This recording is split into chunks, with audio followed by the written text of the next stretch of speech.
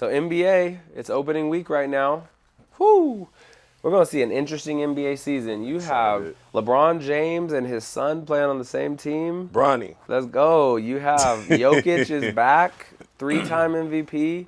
Giannis and Dame want to have something to say. The Knicks basically have the Villanova team plus Cat Towns now. You have Jimmy Butler. I mean, you've got Anthony Edwards, who's paired with Julius Randle now. So many good teams. Not even mentioning the Shai Gilgeous-Alexanders and the Oklahoma City Thunder. You got Ja Morant back. Like, Ja Morant. it's going to be an interesting year. Like, and I can't even. Then the Celtics, the defending champions, they returned their whole team. Like, Yeah.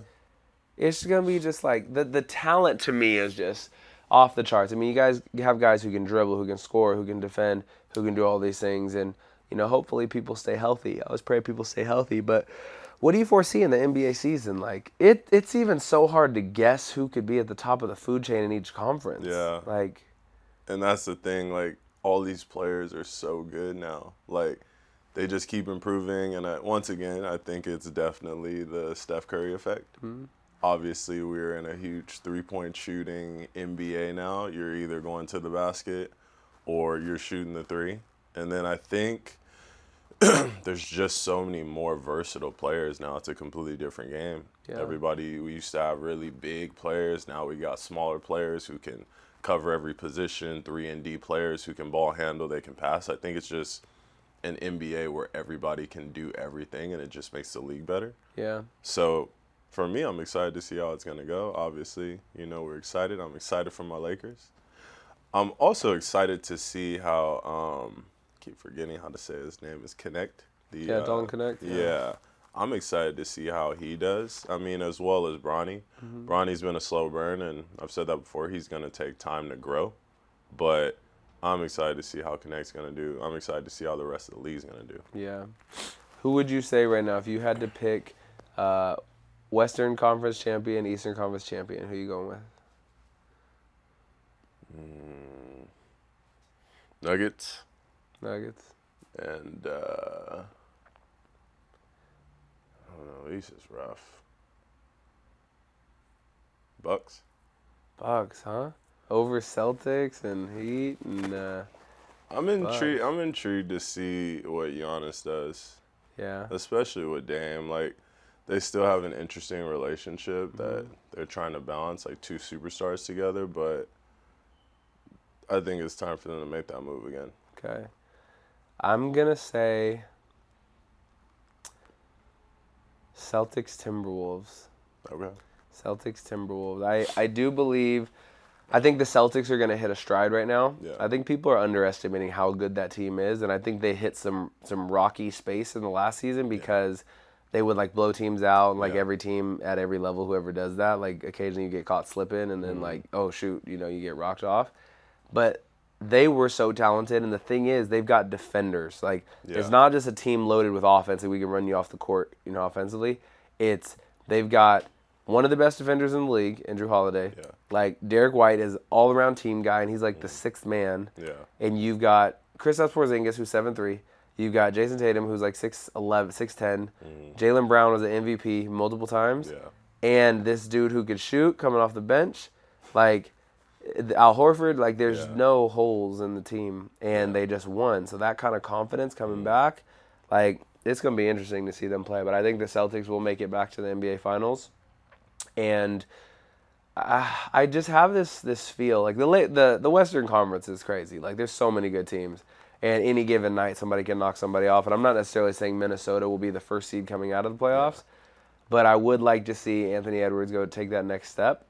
And I think Julius Randle has more of that dog mentality in him even than Cat Towns. I thought Cat Towns was a good player, obviously, but I thought there was something missing there in crunch time. And I think Julius Randle, like, coming off of injury, leaving New York, having that hunger. And Minnesota's long. They've got a lot of long players. They've got great defenders. Big. Yeah, and just Anthony Edwards, like, he had a really big summer playing with the Olympic team, training. Hopefully there's a level of maturity that comes in there. So he might be another year away or 2 years away. Yeah. My feeling with the Nuggets is I feel like their window passed when they got knocked off. I thought they were right there, like champions, and they had the opportunity to repeat, and then they just like kind of fell off. Because you look at what happens psychologically to you when you get in those close games and you develop an MO, right? Yeah. Like a team develops an MO of this is how we play at the end of the games, or like teams fear us when we get in Game 7. And for them to go up by 20 points in that Game 7 against Minnesota on their home floor and let Minnesota come back and take it from them, and now they add Russell Westbrook, who traditionally hasn't been great, for teams who are trying to win championships. I just have a feel like Jokic is going to be great. He's going to be great. And Jamal Murray, I think, will be good. And Aaron Gordon will be good. But I feel like that window may have just passed. I could be wrong, but I do feel like Anthony Edwards is going this way. And I feel like the Nuggets are starting to slide the other way a little bit. The Russell Westbrook effect, man, that's been a thing. I don't know. I think, as far as Russell, I think Russell's a good player. Yeah. I just think he should have been definitely coming off the bench more times than he ended up in the starting lineup. Yeah. I think you only put him in the starting lineup if you absolutely have to. I agree. And he's a proven quality player off the bench. I agree. And I feel like he's a spark plug, but I think just people in the NBA, again, you deal with the perception thing, right? They dealt with it with Carmelo Anthony. Yeah. Like, people forget that press conference when he switched to the Rockets where he's like talking to this guy in the back, like, hey, they want me to come off the bench. Like, it's just it becomes too much of a taboo thing, and it's distracting to a franchise. Yeah. Like we were just talking about with these other sports, camaraderie is so important. Mm. So if you have somebody who, and I will say Russell Westbrook, I do believe is in a space in his career where he probably has switched over to like, hey, whatever you guys need me for, I'm here. Yeah. I believe that mine probably switched because I don't believe it was the case with the Lakers. I think with the Lakers, it was like this is annoying and I should be starting, and it became this taboo thing, which is why it broke. And then in the Clippers, he was supposed to be in with the Hardens and the Paul Georges and them, but then they had all these injuries, and he went back to like, I got to take over. Yeah. But now with the Nuggets, I don't see a personality on that team who's going to like, get on the back of the neck and be like, when you come here, this is the way it's going to be. Like Jokic seems very like playful, goofy. Jamal Murray seems like he's just kind of in his lane. And previously, everybody just kind of played their role. There was no like, hey, this is our leader. Yeah. Like there's no, this is Jordan or this is Magic. Yeah. It was like, hey, everybody just kind of plays their role. So with a person like Russell Westbrook, to not go back to that like, I want to fight and I want to amp up, you need a person who is like, listen, I'm going to keep you on, the way Kobe used to do with the Lamar Odom, types. Like, you need a person with that aura, and I don't think the Nuggets have that. I wish he would have accepted that role at the Lakers. I was like, we can't have him start. I already knew when he came. I was like, we can't have him start. Like, he can't be, like, kind of wondering, like, if he's going to be closer to being the main guy than number two. I was like, they need to tell him he needs to be our sixth man. Right. And then the funny part is when he became our sixth man, he, like, doubled his scoring output. Like, he was more efficient. I was like, he needs to come off the bench for us so then, like, he can play without the starters and go do his thing. Right. Yeah, you have a situation where you added a person to a team like that and they don't come in like already talking the talk. You feel like you got to convince them. Yeah. You're already too late in the NBA, in the men's league, because the players, a lot of times are running the league. It's grown men who make more than the coaches who are essentially trying to be instructed, by a person. Yeah, I mean, it's the ego. It's a lot of ego. Like, we're some of the best players in the world. For sure. I'm going to say and do what I want. For sure. So, we're going to find out, NBA. So, if you had to say between your winners, what would you say? To win the ship? If you pick Bucks and Nuggets. I'm still going Nuggets. Nuggets. Yeah, I'm behind Jokic. Yeah. Probably best overall big man ever. Yeah, he's nice. Yeah, I can't name another big man that's better than him in combining all aspects of the game. Rebounding, 3-level score, and assist man.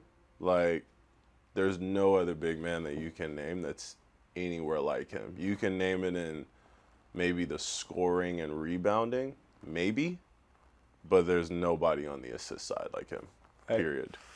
You're right. What about you?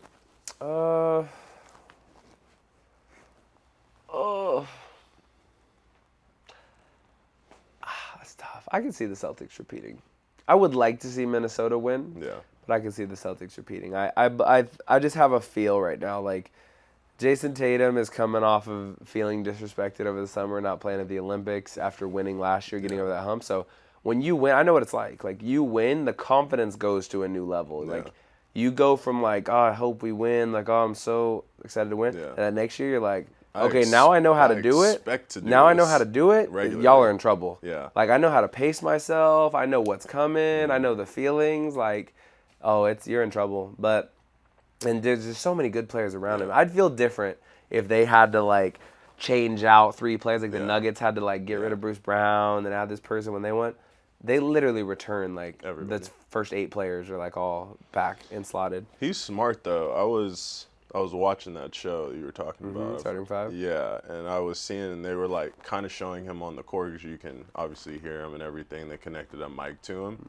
And I was like, it was, like, towards the end of the game, he walks over to Al Horford, and everybody knows Al Horford's been in the league, like, over 15 years. And he was like, hey, so do we do this on the play or do we do this? And Al Horford was like, we do this on the play. And then I was like, that's a lot of humility there to be like, you're like one of the top 5-10 players in the NBA, and then you go and have a conversation with a veteran. That was huge for me. And because you don't usually see that. Usually you would see him going over to Al Horford like, this is what we're going to do. For sure. And he asked Al Horford because Al Horford's been around forever. Yeah. Which was huge. That's a savvy pickup for you because in the same show, Anthony Edwards, and this shows a little bit of the immaturity.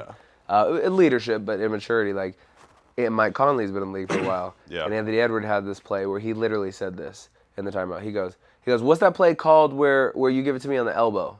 Oh, I remember that, yeah. He goes, what's that play called where you give it to me on the elbow? Run that play. Yeah. So I can do this. Yeah. Type of situation. It's like, it's cool that you're trying to lead, but it shows that immaturity of like, you don't even know what the plays are called. Like, how are you going to be like leader guy when you're like, I don't take it that seriously. I don't film study. I don't like play study. I'm just a hooper. Like, people aren't winning with that mentality. But again, all the people who've ended up being great, none of them come in the league and you want LeBron, Magic, Kobe. None of them come in the league and win year 1, year 2. Like, hey, I'm in. Let's win. It takes that maturity. Kobe Bryant was coming in like acting crazy, playing crazy. LeBron came in playing great, but like didn't have the savvy of how to bring up like the JJ Bareas of the world and the bring up the rest of the team with you. That way. And JJ Barea. What was his point guard's name? Dellavedova. Matthew Dellavedova? There was Dellavedova, and there was the other guy, the light-skinned guy. Yeah, I know who you're talking about. But that's the situation. So we're going to find out. So you got Nuggets. I've got Celtics repeating. We'll see. All right, women's college volleyball. It's interesting. It's getting closer to the playoffs, which is where people start watching, when the Final Four the brackets come out. But Pitt, finally caught their first loss. SMU has been like tearing people up this year.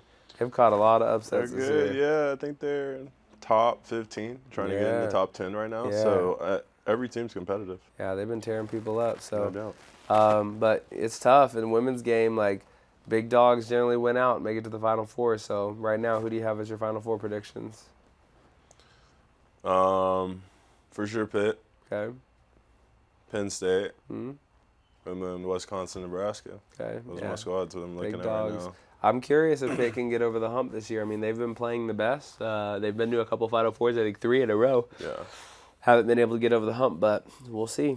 Also depends on how you play. You know how that goes. That's the thing. It's one and done. It's not series. Yeah. Like, what we're talking about these NBA things is, like, I'm getting my mentality off series. Like, who can outlast? Who can learn from their previous mistakes? NCAA, I know. I consider myself a master of the NCAA tournament. Yeah. Like, it is one and done. If you're not pre-prepping, laying out the game plan in advance, all positions, and having conversations, it's tough. Because, like, one team catches fire for 2 sets, it's done. You'll lose. It's done. Like, you might have the perfect block set up, perfect defense. If one girl's just like, it don't matter, I'm scoring. It's done. It's done. Scoring anyway. It does not matter. Like, sometimes there's nothing you could do. So if you can't impose your will as a team early, like, it's a coin flip. You start getting these 4 and 5 setters, it's a coin flip. Like, in those first couple rounds, you got to come in and, like, catch rhythm and stomp it out for sure. You got to come in high. You can't be slow at all. For sure. I want to see Stanford make a run. Like, I watched Cami Minor, and she's such a talented player. I'd like to see them make a run. They need to be a little bit, like, more physical in some areas. I'd like to see them make a run. We'll find out. I'm intrigued. We'll find out. So